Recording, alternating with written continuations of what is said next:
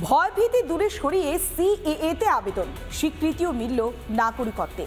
নাগরিকত্বের স্বীকৃতি পাওয়ার পরেই এবার বেশ খানিকটা উচ্ছ্বাস দেখা দিয়েছে বাগদার হেলেঞ্চা এলাকার বাসিন্দা প্রমথ রঞ্জন। তার যে আবেদন, সেই আবেদনের পর সেই নাগরিকত্বের স্বীকৃতি পেয়েছেন, শংসাপত্র হাতে এসেছে।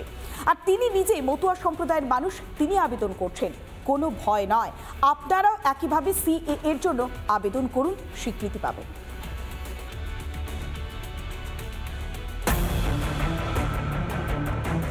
হাতে নাগরিকত্বের শংসাপত্র।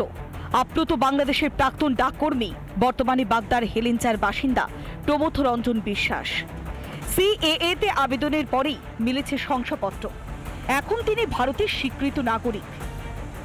নাগরিকত্ব সার্টিফিকেট এটা পেয়েছি এবং আমি তুলেছি। এখন খুব ভালো লাগছে, মানে ভালো লাগা অর্থাৎ সি আপনার করতে হবে। আমি তো এই দেশের এখন নাগরিক, অন্য কাউকে যদি রাখতে হয় এই দেশে, তাহলে আমাকেই আগে রাখতে হবে, কারণ আমি এই দেশের নাগরিকত্ব পেয়েছি। জলজান্ত উদাহরণের পরেও নড়ছে না টনক। অসমের তুলনা টেনে ভয় দেখানোর খেলায় মেতেছে শাসক দল।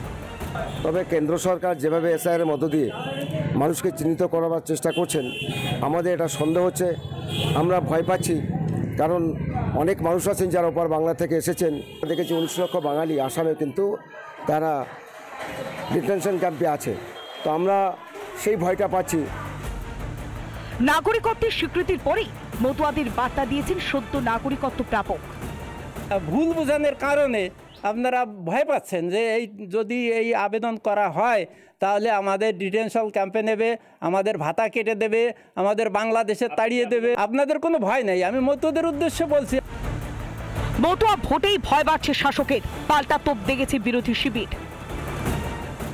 এই 26 সালে নির্বাচনে দেখা যাচ্ছে এই কার্ড কেন্দ্র সরকার চালু করাতে আমাদের মতুয়া পক্ষ থেকে অধিকাংশ 99% ভোট মতুয়ার বিজেপি মুখী হয়ে যাচ্ছে, যার কারণে ভুল বুঝাচ্ছে।